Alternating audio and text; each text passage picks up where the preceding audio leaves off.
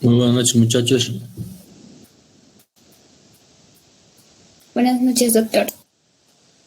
Hola, chicos. Buenas noches, doctor. Buenas noches. Un gran favor, hoy día es nuestro último tema. Yamil, por favor, le avisas al doctor Grajeda que esta mañana puede comenzar él, ¿ya?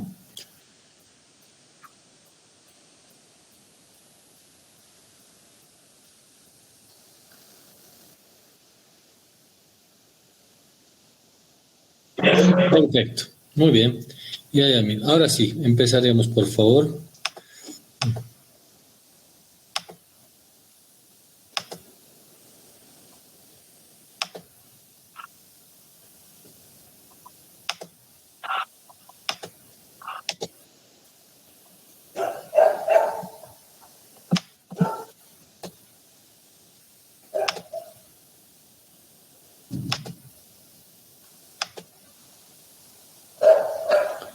¿Se ve la pantalla, chicos?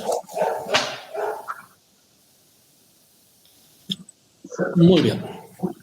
Bueno, ese básicamente es circulación y control de hemorragia, ¿verdad? Lo más importante es los controles que uno puede tener casi siempre.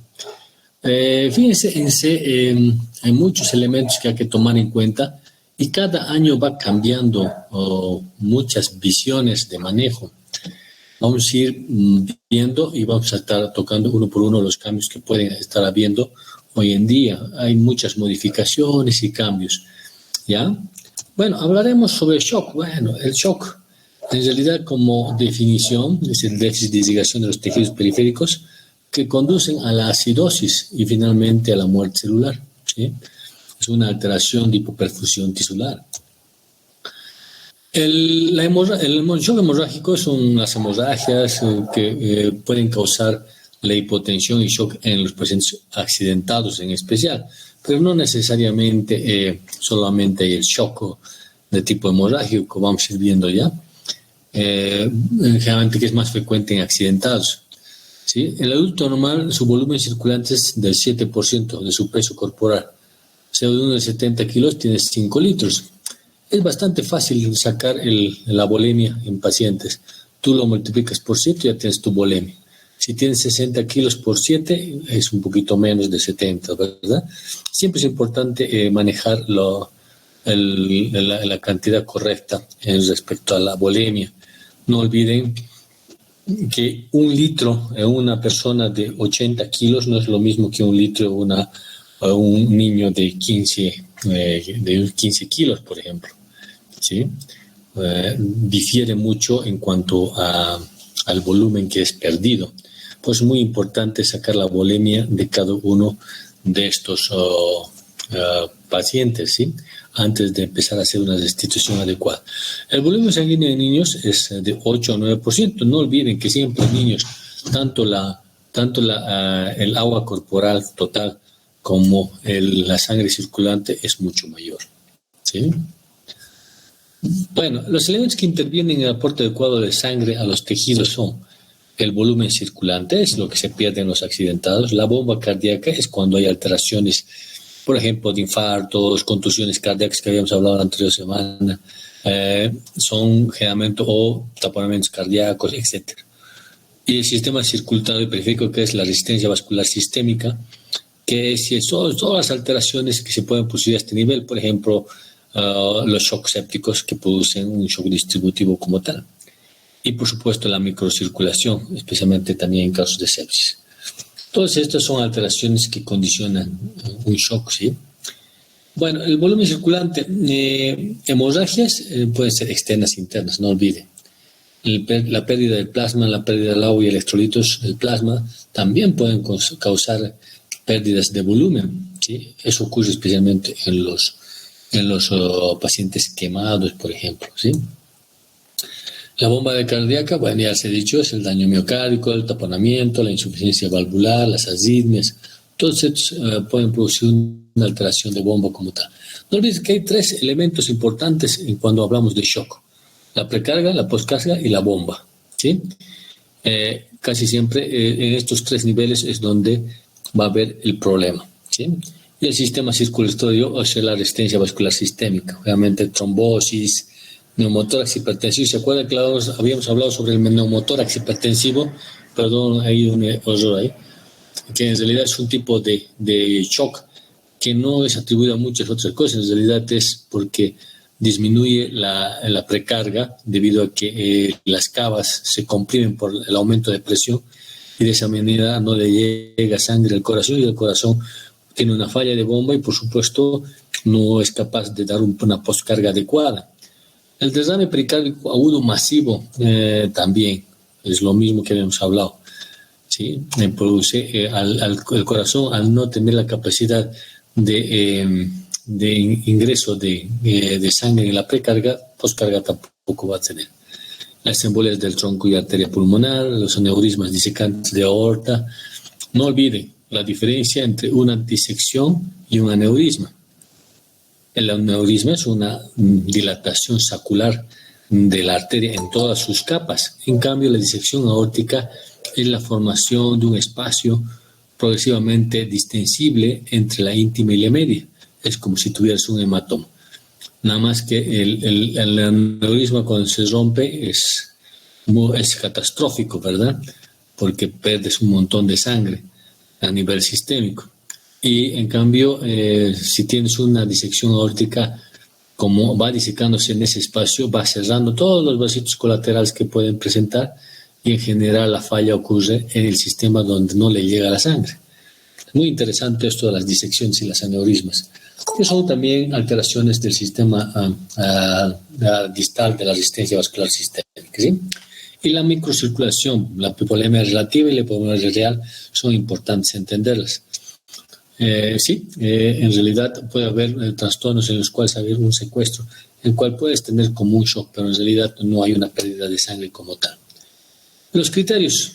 Es importante en cuanto a criterios saber que hay muchos elementos que tienes que tomar en cuenta en un paciente que va a tener shock. La taquicardia probablemente es uno de los más rápidos, la taquipnea, las alteraciones cutáneas como la palidez o la cianosis, la diaforesis, la hipotensión, las alteraciones de estado de conciencia, pulsos periféricos, foliforme, oliguria, debilidad, sed, acidosis metabólica, distribución de la presión venosa central, disminución de la presión venosa. Todos estos son elementos. Cuando hablemos un poco sobre shock hemorrágico, vamos a ver que hay otros elementos que tienen que tomarse en cuenta. Bueno, el primer paso siempre ha sido, tienes que reconocer el shock, ¿sí? Una vez reconocido el shock, tiene que tratarse. Independientemente, eso es una pregunta de examen por si acaso. Si tú diagnosticas un shock, tienes que tratar el shock independientemente que sepas o no la causa. De antemano, mientras lo estás tratando el shock, tienes que ir buscando la causa. Es una emergencia, por supuesto, ¿sí? Y el segundo paso es identificar la probable causa del estado de shock. Como les he comentado, no es necesario tratar un shock solo sabiendo, sin saber la causa. Tú reconoces el shock y lo tratas. Ahora, la causa probablemente progresivamente, mientras tú haces la reanimación inicial, vayas encontrando la causa, que puede ser hemorragias, pueden ser de tipo cardíaco, como he dicho, o sistémico, ¿verdad? La clasificación de hemorrágicos, bueno, los hemorrágicos y los no hemorrágicos, ¿verdad? El shock hipovolémico y el hemorrágico es uno bien caracterizado, que es el más común en todos los pacientes con trauma. Y luego los no hemorrágicos,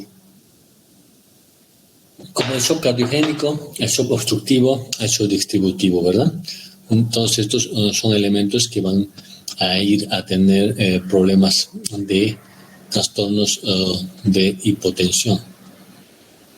Igual se maneja la ABS hasta llegar a la circulación y generalmente todos estos el crash son memotécnicos que te permiten ir viendo qué tienes que ir evaluando: la circulación, la respiración, el abdomen, la columna espinal, la cabeza, la pelvis, las extremidades, las arterias y los nervios. En general es un plan que lo usa más en trauma en general, no en la ATLS. Bueno, en shock hipovolémico hay una pérdida de sangre leve. El sistema simpático puede encontrarse. No olvide, si tú pierdes sangre, ¿qué es lo que va a pasar? Hay una disminución de tu precarga, eso significa de tu retorno venoso. Al haber eso, entonces la bomba empieza a provocar un aumento de su frecuencia para compensar esa disminución. Entonces, lo poco que lleva a tratar de elevarlo hacia el sistema mayor, pero entonces empiezas a tener la taquicardia por un reflejo básicamente simpático, pero también a nivel vascular sistémico, significa resistencia vascular sistémica, lo que produce una vasoconstricción. La idea de eso, especialmente periférica, especialmente es que la idea del shock es cuidar órganos claves como el cerebro, como el riñón, ¿verdad? Y el corazón, que sin eso puede el paciente tener un colapso muy rápido. Entonces, el organismo es sabio y lo que hace es tratar de compensar la pérdida, pero redistribuirlo a estos elementos. La pérdida de sangre severa en el espacio vascular no puede ser contraída lo suficiente para mantener la presión arterial y ocurre hipotensión. O sea, si tú tienes una pérdida increíblemente rápida, ese paciente está choqueado. Te vas a dar cuenta. Inmediatamente el paciente va a tener rápidamente criterios clínicos de shock. Yo siempre les digo, un shock de primer grado, segundo grado, en ocasiones se reconoce con dificultad, pero el tercer y el cuarto grado ya es evidente.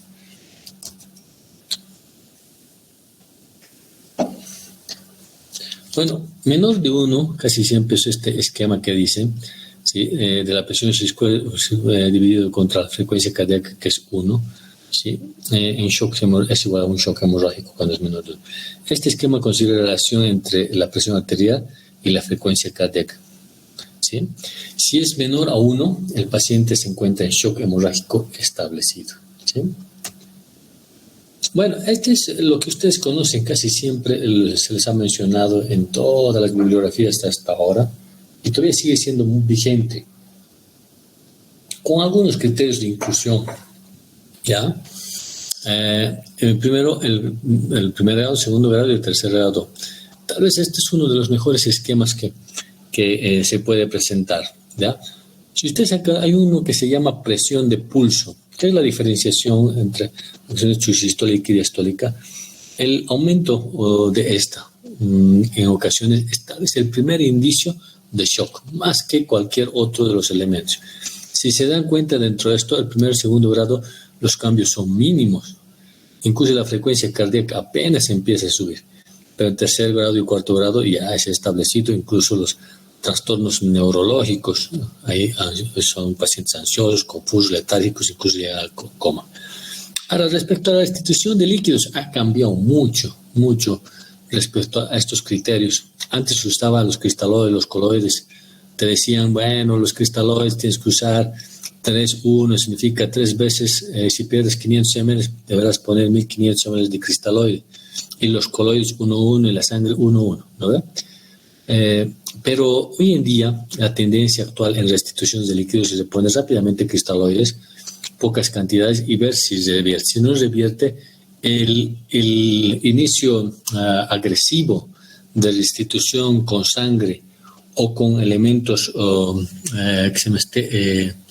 que puedan sustituir la misma ayuda mucho, ¿sí? No olviden que hay lo que se llama los trastornos de politransfusión, que cuando en más de 24 horas más de 10 unidades de sangre ya se considera esto. E igual si en una hora usas 4 unidades, también se considera un trastorno de politransfusión, ¿ya? Hay que tener mucho cuidado en eso. Por supuesto, hay las hemoglobinas que se pueden usar. Se puede usar también ácido tranexámico. Hay muchos elementos sustitutivos de la hemoglobina que te pueden ayudar. En nuestro medio, el ácido tranexámico ha entrado con bastante fuerza y se está usando, pero seguimos usando todavía lo que es más fácil conseguir, que es la sangre, ¿no? Los factores que alteran la respuesta hemodinámica del paciente, ya les había dicho, paciente con shock, ¿ya? Vamos a ir hablando uno por uno, pero todos tienen la alteración de la edad del paciente. ¿Por qué? Porque los pacientes viejitos tienen arteriosclerosis y sus elementos simpáticos ya no responden como antes. Entonces la taquicardia en ellos es lenta, no se nota. Entonces con un paciente que ya tenga con un grado de shock número 4 probablemente no tengas la misma clínica que un paciente más joven, ¿sí? La severidad del traumatismo es importante. No es lo mismo tener un shock hemorrágico de origen carotidio que un shock hemorrágico de origen cubital, ¿sí? El tiempo transcurrido tampoco estos son elementos que uno tiene que tomar en cuenta cuando llegan del sitio de accidente al hospital. No es lo mismo que te accidentes en Villa Tunari que te accidentes en la calle Lanza. Totalmente, porque dependiendo del tipo de rescate que te han realizado, tipo de institución y apoyo médico que te han hecho en el sitio de accidente, vas a tener mejores oportunidades, ¿verdad? Porque si tú has sangrado y no te han retrocedido, ese paciente está choqueado y está después de 4 horas te llega al Villa Tunari, probablemente ya no tenga nada más que hacerse, ¿no? La administración prehospitalaria de líquidos es re importante, todavía sigue siendo una forma de poder saber si los trastornos hemorrágicos son temporales o son mucho más complicados y crónicos. Los medicamentos y enfermedades crónicas, los viejitos especialmente, ya les he dicho, la edad del paciente es importante. Cuanto más joven, mejor los síntomas. Cuanto más viejo, peor los síntomas. ¿Y por qué también ven viejitos? Porque en realidad estos pacientes son hipertensos, arterioscleróticos, ¿sí? Cardiópatas con uso de marcapasos. Un paciente con marcapasos casi nunca vas a tener una taquicardia porque no hay una taquicardia del paciente, sino el marcapasos está manejando su frecuencia. Entonces probablemente no tengas esa clínica rápidamente. Y si son hipertensos, el cuadro clínico es mucho más severo porque ese paciente se choquea rápidamente. ¿Sí? Cardiogénico, bueno, las lesiones miocárdicas, trauma cerrado, taponamiento cardíaco, embolia gaseosa, infarto miocárdico, contusión cardíaca, etcétera, lo que hace es que la bomba deja de funcionar. Entonces, es como la insuficiencia cardíaca, ¿no ve? ¿Qué es lo que pasa? Llega la precarga, pero, por ejemplo, llega la precarga en condiciones adecuadas, pero al no tener un corazón adecuadamente funcional, lo que va a pasar es que tu postcarga va a caer. Al caer tu postcarga, lo que haces es que el organismo, para tratar de convencer, produce vasoconstricción periférica y de esa manera esos pacientes son pálidos, etcétera, ¿no ve? Y entonces aumenta tu precarga. Como el taponamiento, ¿se acuerdan de la triada de Beck? ¿Sí? Irritación yugular, sonidos cardíacos apagados, en realidad, ¿sí? Y, por supuesto, hipotensión. Es lo que en realidad va a pasar cuando hay una falla cardíaca. Bueno, dependiendo de la patología, tu función es tratar de recuperar a ese paciente. Cuando es cardiogénico, tienes que darte cuenta que dependiendo de la patología, si es una embolia gaseosa, es un infarto de miocardio o lesión miocárdica con trauma cerrado, con contusión, son pacientes que tienen que ser manejados como si fuera un infarto y tienen que ser intubados y mandados a terapia intensiva y relajados, ¿no? Para su mejor manejo, tanto con analgésicos y oxigenoterapia. El taponamiento cardíaco, sí o sí tienes que hacerle el tratamiento invasivo, ya sea una pericardiocentesis, una pericardiostomía o una ventana pericárdica, etc. ¿Sí? Dependiendo del caso.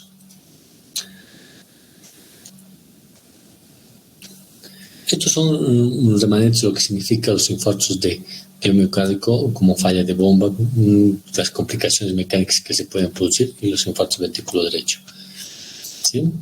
Las variables predictorias de esto generalmente son la edad, más 68 horas, más diabetes mellitus, tienes mal pronóstico. Infarto previo con un CPK-MB mayor a 160 significa que ese corazón está teniendo una lesión isquémica. Arteria culpable persistente o ocluida, eso es sí, en caso de los embolias gaseosas especialmente, o en caso de haber una disminución, pueden haber trastornos coronarios que se pueden presentar y que ya estaban y se complican. ¿Ya?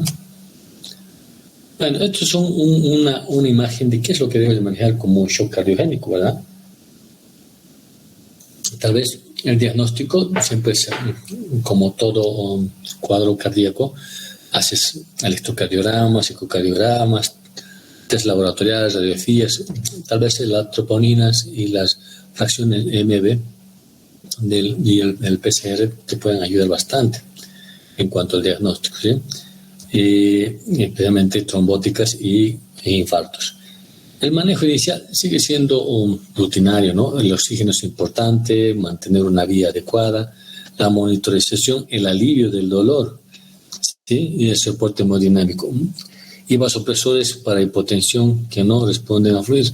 No olviden, es importante que si está sangrando ese paciente y tú le pones adicionalmente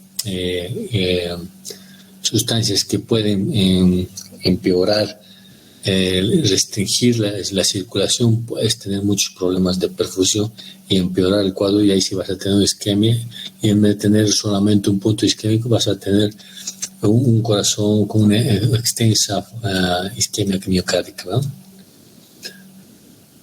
Bueno, son las terapias farmacológicas que se usan, diuréticos, vasodilatadores, vasopresores, inhibidores de la fosfodiesterasa como la mironina y la milorina. También terapias vasodilatadoras y vasopresores combinadas también se pueden usar, y glucósidos cardíacos, ¿no? Ahora, no olviden que en muchos lugares lo que más usa son los vasodilatadores, ¿verdad? La nitroglicerina es la que más se usaba y siempre se sigue siendo un elemento que se usa. No olviden que la nitroglicerina te va a producir vasodilatación, pero más de tipo venoso. Entonces hay que tener mucho cuidado, porque como estás choqueado y si le haces una vasodilatación secuestras más contenido o sanguíneo a nivel de resistencia vascular sistémica, y de esa manera tu precardia cae. Como tú tienes una función de bomba, cae más, entonces los procesos de isquemia se empeoran. El neurogénico. Bueno, el neurogénico es trauma raquimedular. Las lesiones que se llaman con cuadriplegia casi siempre son estas. Bueno, son cuadros en los cuales tú no vas a poder hacer ya mucho, porque ya es neurológico, el sistema simpático se destrozó, ¿verdad?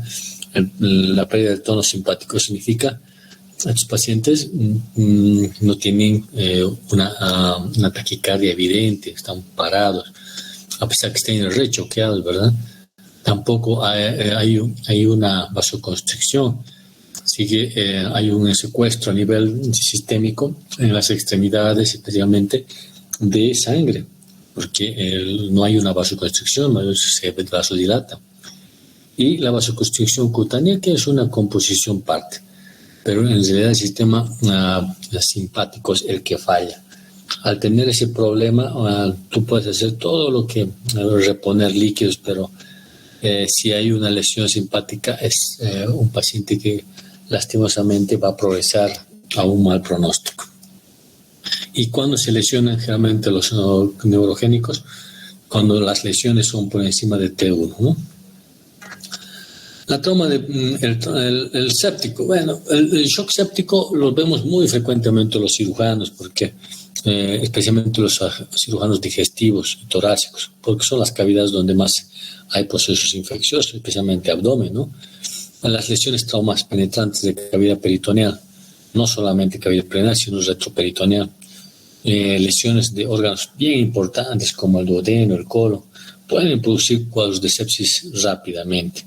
Producen hipotensión, fiebre, taquicardia, vasoconstricción cutánea, piel tibia rosada. Es tal vez la característica, son bien rosaditos. ¿Por qué? Porque están calientes y vasoconstruidos cutáneamente, estos son rosaditos. Uno se da cuenta fácil del séptico. Y la diaforesis, por supuesto, también es un elemento. Bueno, el tratamiento de esto sigue siendo el manejo multifuncional.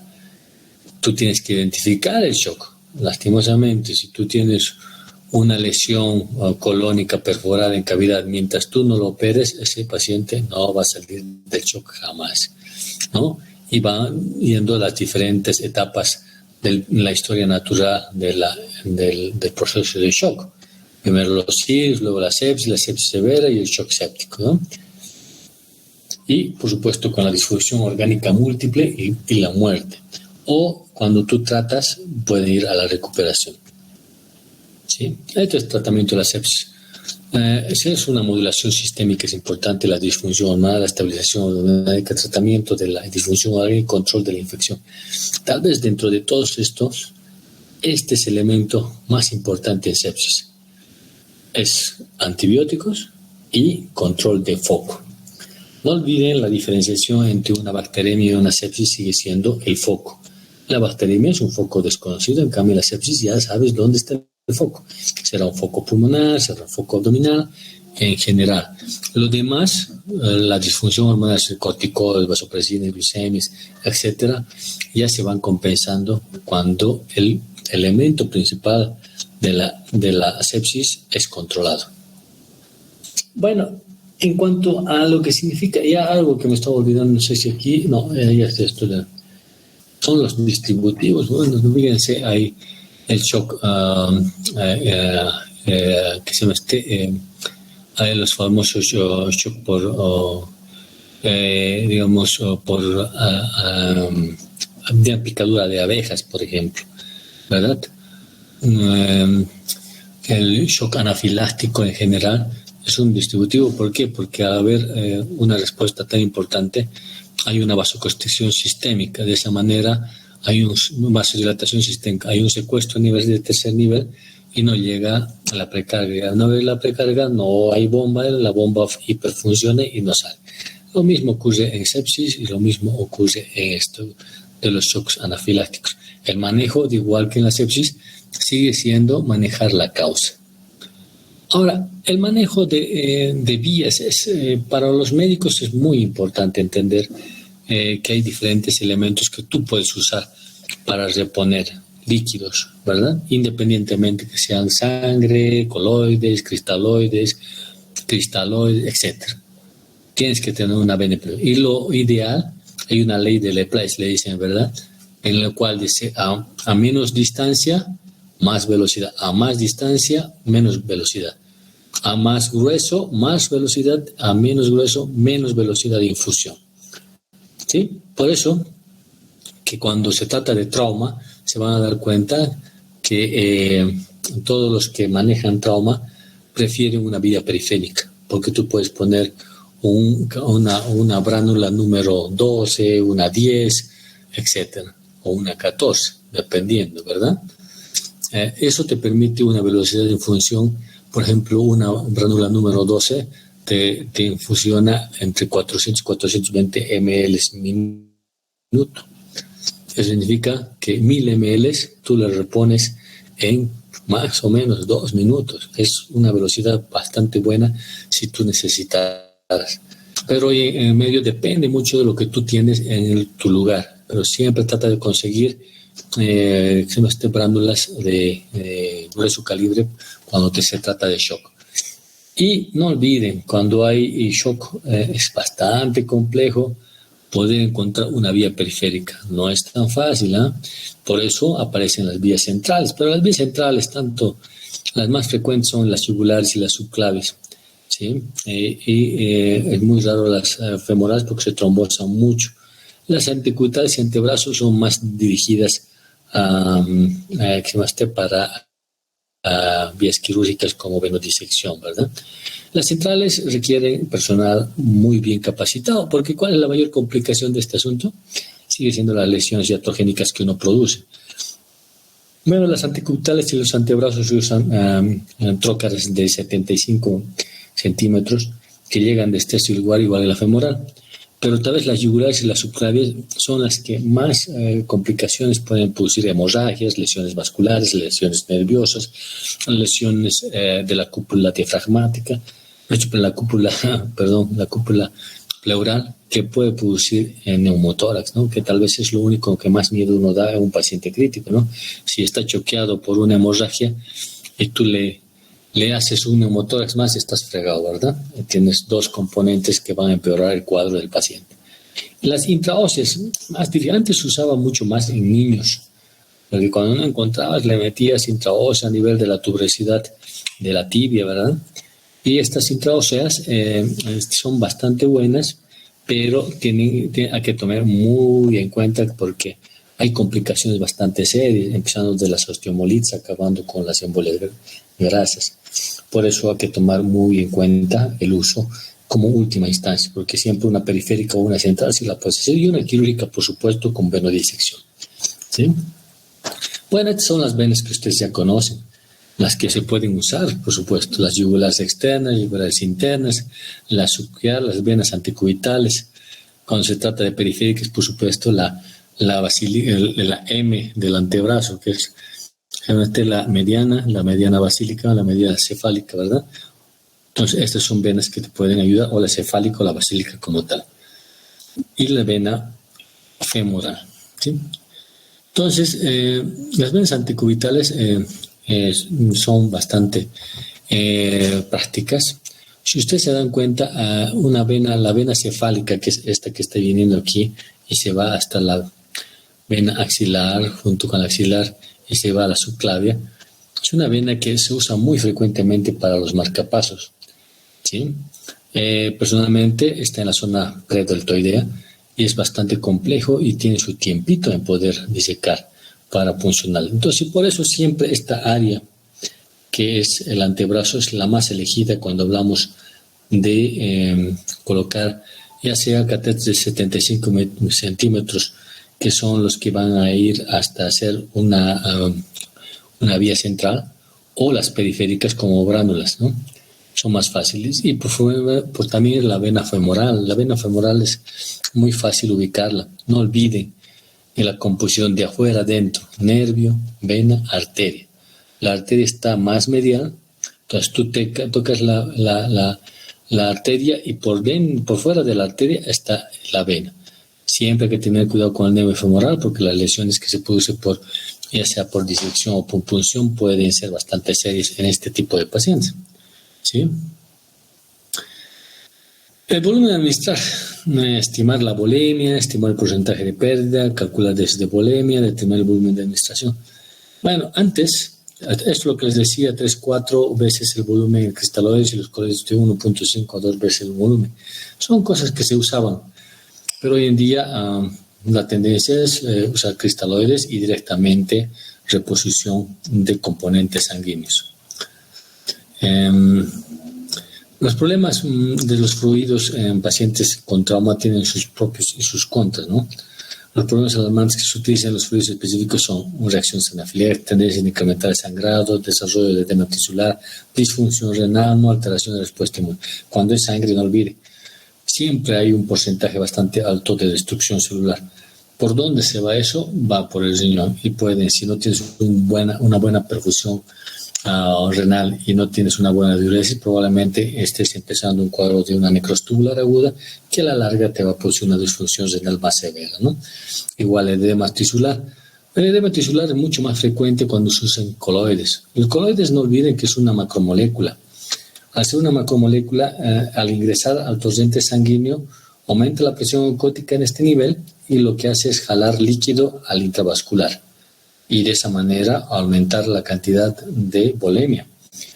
Pero, no obstante, en los 48-72 horas, esas macromoléculas se van al intersticio, y al irse al intersticio hacen lo mismo que el intravascular y llevan líquido, y empiezan los edemas, los derrames pleurales, derrames periféricos, etc. ¿Sí? Entonces hay que tener bastante cuidado con el post-uso de estas sustancias.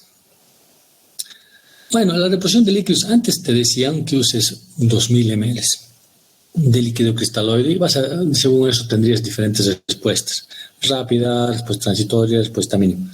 Yo creo que sigue siendo algo que hay que mantener, pero se ha modificado un poco respecto a que no puedes estar esperando tanto. Si tú tienes una respuesta buena con 1000 ml, vas a tener una respuesta buena. Y si no tienes mala, ya empiezas con reposición de sangre, porque por supuesto que la lesión va a ser mucho más grande, ¿no?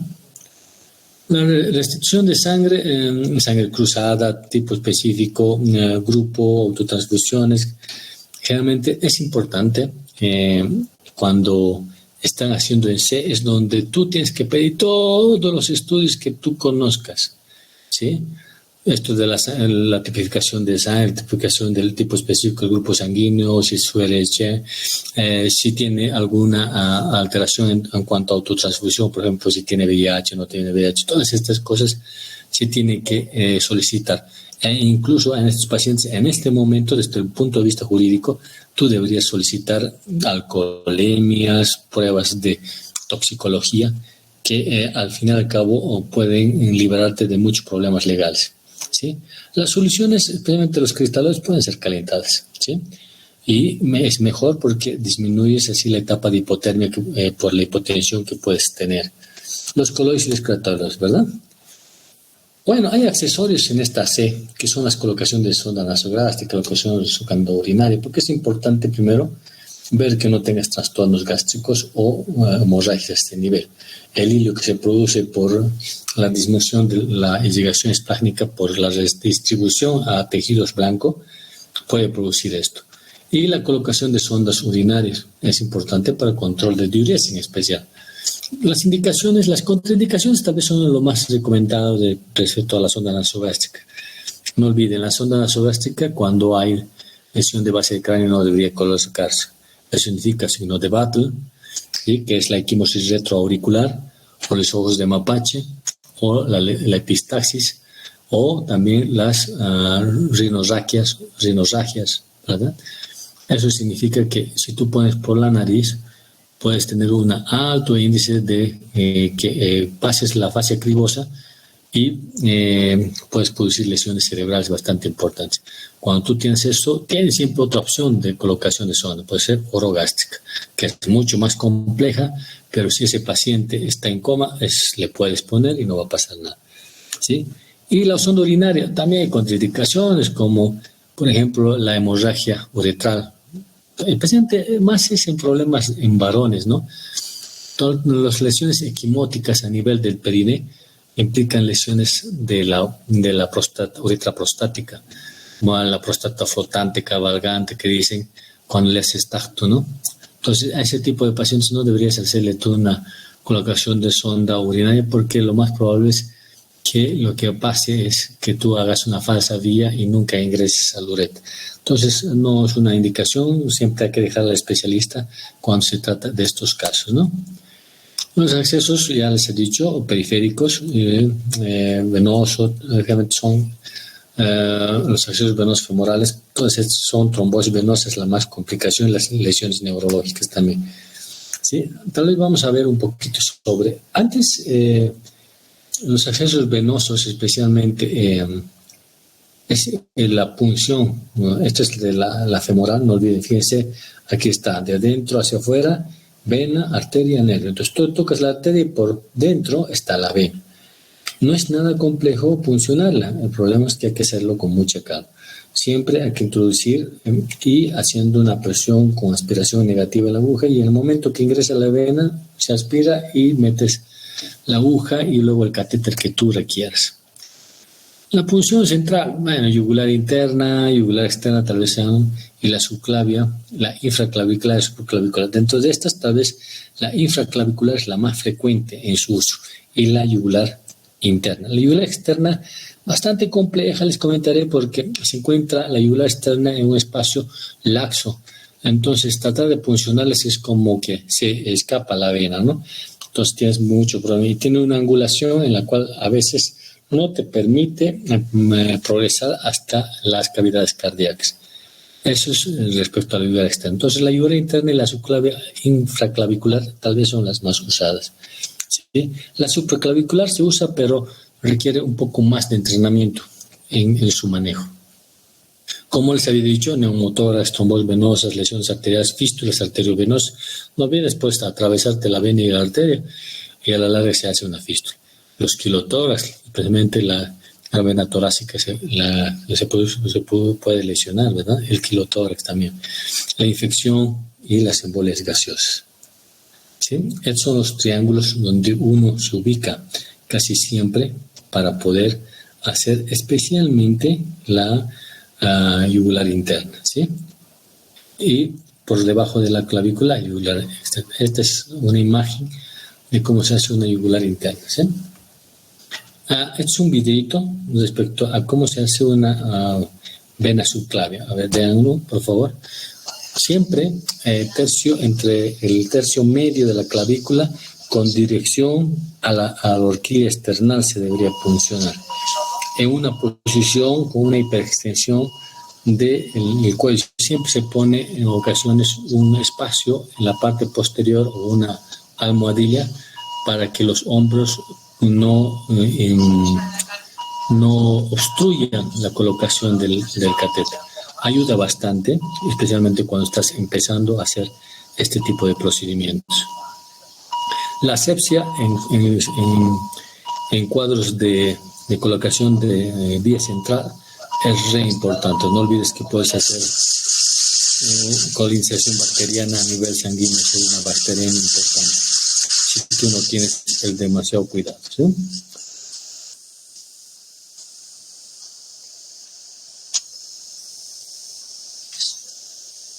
Eso es una colocación de catéter central con la técnica de Seldinger. Ya habíamos hablado cuando hablábamos de traqueostomía, que es colocar la agujita, identificas la vena. Una vez identificada la vena, coloques una guía metálica. A través de la guía metálica vas introduciendo elementos de dilatación, son los dilatadores venosos, y luego recién colocas el catéter. ¿Ya? Generalmente estos catéteres van de 45 centímetros, pero se pone entre 15 y 16 centímetros nomás el ingreso, ¿sí? Está comprobando, esa es la guía metálica, ¿sí? Ese es el dilatador y esa es la agujita. Hoy en día, felizmente, antes porque tenían problemas de neumotórax más frecuente, que las agujas eran tocas número 12 o número 10, porque por dentro de la aguja se introducía el catéter. Pero hoy en día, con esta técnica, las agujas son mínimas, número 18, número 16 French, que son bien delgaditas, y de esa manera puedes introducir a través de esa vena, a través de esa agujita, una guía metálica, que es esta que la van a colocar. Fíjense, introduce la guía metálica, y una vez introducida y ya canulada la vena con la guía metálica, bueno, es mucho más fácil introducir el resto de elementos, que es el dilatador y el mismo catéter central. La fijación también es algo que es relevante e importante en este tipo de pacientes. Ese es un dilatador. ¿Han visto? Ahorita lo ha dilatado. Está dilatando. Y recién va a introducir en este momento la guía. Ahora retiró el dilatador y ahora va a introducir el catéter como tal, a través de la misma técnica, ¿sí? Bueno, las punciones intraóseas, ya les he hablado. Personalmente es una de las últimas opciones que se debería usar, porque sí puede traerte muchos problemas y tienes que tener mucha destreza para hacerlo. Aquí tienen un video de cómo se hace. Vía intraósea. La posición del paciente es en decúbito supino, apoyando la rodilla con una angulación de unos 30 grados sobre un rodete. Elegimos como lugar de punción la porción proximal de la tibia. Para ello se palpa la tuberosidad anterior de la tibia, entre 1 y 3 centímetros por debajo de la misma, en la cara anteromedial de la meseta, y se introduce la aguja perpendicularmente al hueso. De esta manera se evita dañar el cartílago de crecimiento.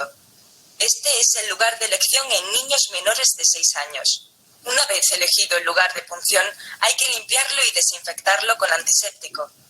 Se aplicará anestesia local si procede. Ahora procedemos a la punción en la zona elegida, introduciendo la aguja perpendicularmente a la piel, empujando y rotando de forma oscilante hasta notar que disminuye la resistencia, lo que suele suceder al introducir la aguja aproximadamente 1 centímetro. La aguja penetra en la tabla ósea y se inserta en la cavidad medular. Se retira el mandril y se aspira con jeringa. La no obtención de material de médula ósea al aspirar no implica una malposición de la aguja. Se comprueba la posición correcta inyectando suero fisiológico. No debe provocar tumefacción cutánea. Sabremos que hemos obtenido esta vía en las siguientes situaciones. Cuando tengamos la sensación de que cede la resistencia. Cuando la aguja se sostenga sola. Si se puede aspirar el material de médula ósea con una jeringa. O bien, si el líquido fluye fácilmente en la médula ósea sin edemas ni extravasación. Por último, fijamos la aguja y la conectamos al sistema de infusión de líquidos.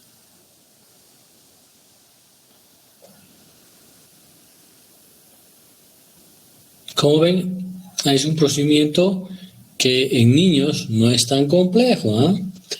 Pero en mayores es mucho más difícil, porque no olviden que esa tuberosidad ya no es tan blandita como lo que han visto el ingreso, es mucho más dura. En oclusivos hay atornilladores traumáticos que se pueden usar, ¿sí?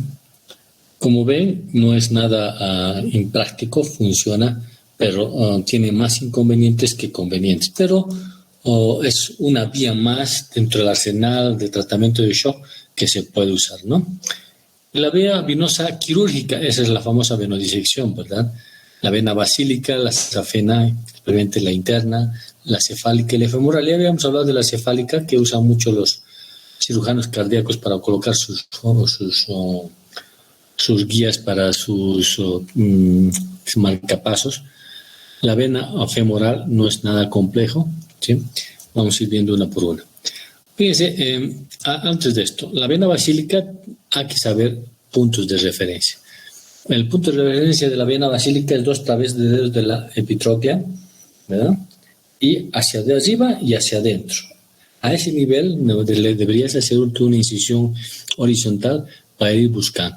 Siempre está a nivel del tejido celular subcutáneo. A veces la única complicación de encontrar una basílica es que tú te profundices y encuentres a la arteria, ¿verdad? Humeral, que está más profundita y a ese nivel. El problema de pegarle a la arteria femoral, en muchos casos, no olviden que no hay mucha circulación colateral a nivel de extremidad superior. Si lesionas esa arteria, ahí se acabó el brazo, ¿verdad? Siempre hay que tener seguridad de que es vena. Hoy en día, con el avenimiento de lo que significa los elementos de punción, ayuda mucho. ¿Por qué? Porque tú ya no haces como antes la venodisección. Antes la venodisección clásica era la que tú agarrabas la vena, la disecabas, ligabas la parte superior, la parte inferior y la parte superior, introducías el catéter, seccionabas y ligabas. O sea, desfuncionalizabas la vena basílica. Hoy en día puedes hacer con 2 guías, identificar la vena basílica y hacer la punción bajo visión directa, pues sin necesidad de seccionarla. Ayuda bastante, porque si en algún rato tú le pones a la arteria, puedes poner la arteria hasta que recupere el paciente y luego la retiras, ¿sí? La vena safena interna, 2 través de dedo del malleolo interno, por arriba y por dentro. Ahí se hace la disección. Y la vena femoral, generalmente 2 través de la arcada inguinal, hacia abajo, por dentro de lo que significa el latido de la arteria femoral. Por fuera de la arteria femoral, ¿sí? Bueno, eso es lo que les estaba comentando. Lo que se hacía antes era ligabas arriba con el catéter y abajo lo ligabas y lo seccionabas, o sea, disfuncionalizabas todo. Pero hoy en día es lo que ven esto. Básicamente lo identificas, lo puncionas y no lo seccionas la vena hasta que recupere y listo. Son bastante buenos estos procedimientos, ¿sí?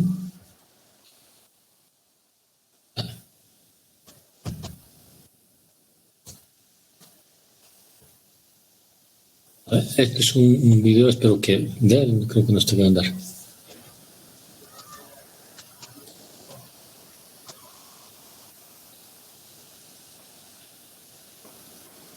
Ahí está. Está haciendo una veno.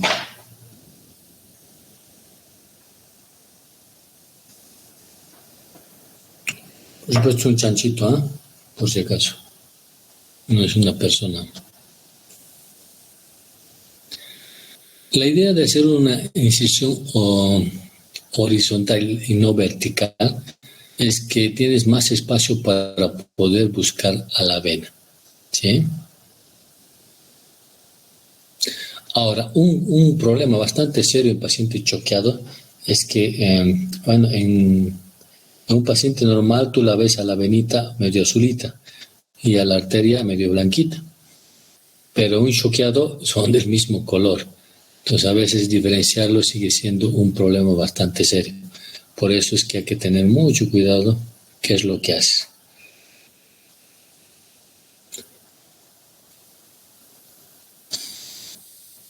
Esa es la vena que han identificado.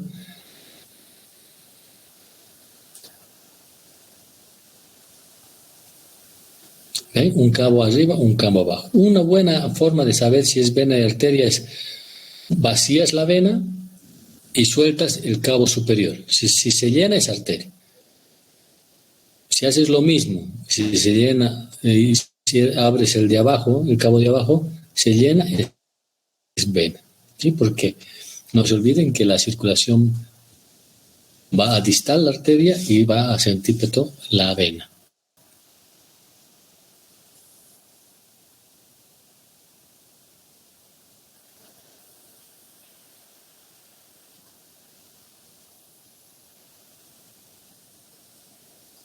Esto está identificando la vena para poderla seccionar.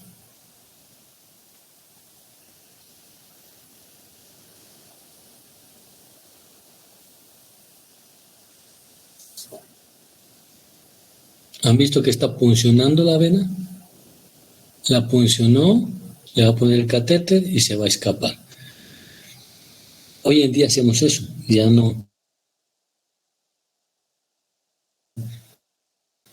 la seccionamos, ¿ya?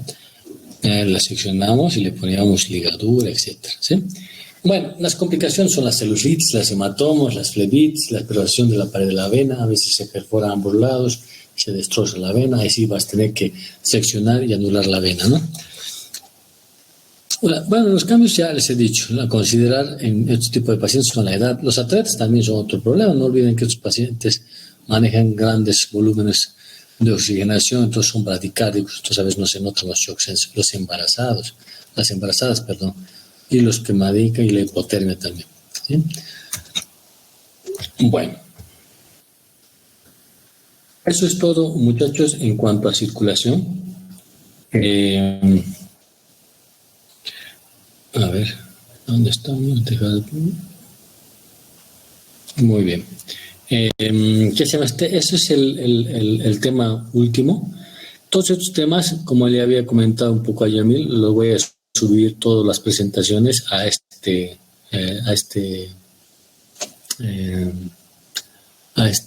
Classroom, ¿listo? Para que ustedes lo vean, lo revisen. ¿Estamos de acuerdo? Bueno, muchachos, ¿alguna pregunta?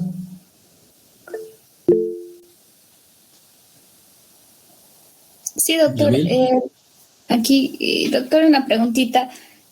¿Cuáles serán las vías más frecuentes en cuanto a la punción central? Hablo de la infraclavicular y la yugular, ¿interna o externa? La interna. Ya te he comentado que la externa es más compleja por la angulación que hace a la subclavia. A veces tú la canalizas a la externa, pero no puedes progresar hasta volverla central.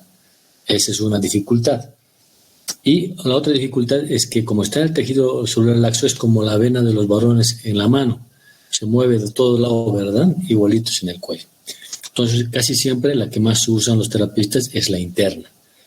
Y dentro de la interna y la subclavia, pero inferior, la subclavia inferior es la que más se usa en relación a la superior. ¿Listo? Entonces, la subclavia y la yugular interna es la que más se usa. Ahora, como les he dicho, es como en shock y en trauma van a darse cuenta que es menos frecuente que tú uses eso. Menos frecuente. O sea, tienes que tener un personal muy capacitado, por ejemplo, un terapista. Incluso un terapista se tarda aproximadamente en hacer hasta 5 minutos. En cambio, una bránula tú la pones en menos de 1 minuto. Entonces, esas son las diferencias desde posición, se llama. Entonces, es mucho mejor usar un material que vas a reponer rápidamente y vas a poner la reposición de cristaloides o de coloides o de sangre, lo hagas mucho más rápido. ¿Listo? Gracias, doctor. Hecho. ¿Todo tranquilo, chicos?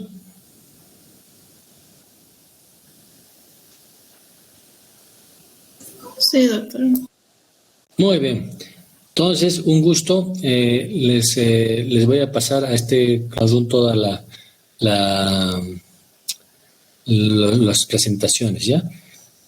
Vale. Un gusto haberles dado estos temas. Entonces, mañana empiezan con el doctor Grajeda ATLS, que se van a dar cuenta que hay un poquito más de modificaciones en ATLS. Pero ahí sigue habiendo mucha discusión respecto a cómo manejar el trauma. Pero el ATLS sigue siendo el mejor procedimiento cuando tú estás empezando o cuando estás solo, ¿sí? Para manejar pacientes traumáticos. Bueno, muchachos, un gusto. Ahí nos estamos viendo, ¿ya? En la práctica, los que nos toquen en práctica. Hasta luego. Gracias, doctor. Hasta luego. Gracias, doctor. Hasta luego. Hasta luego, muchachos. Hasta luego.